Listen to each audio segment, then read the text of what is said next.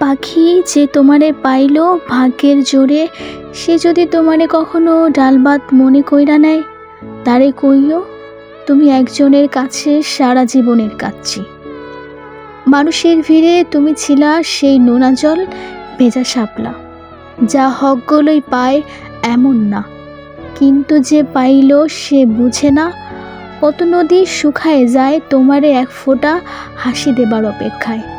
তোমার হাত ধরা মানে শীতের সকালে পুরান বাড়ির মাটির গন্ধ ধরা। যা কেউ কেউ বলে সাধারণ, কিন্তু আমি জানি এই সাধারণই মানুষের বুকের ভিতর ঘর বানায়।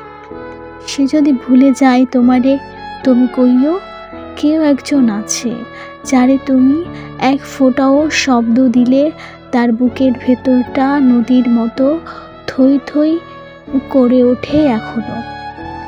আর কইও আমি সস্তা না, আমার হাত ধইরা বোঝা লাগে, গন্ধ নেওয়া লাগে, এমনের মাঝে লুকাইয়া রাখা লাগে। একজন ছিল যে আমাকে খুঁজতে খুঁজতে নিজের বুকের বাম পাশে বেজা পাটের বস্তার মতো ব্যথা বয়ে বেড়ায়।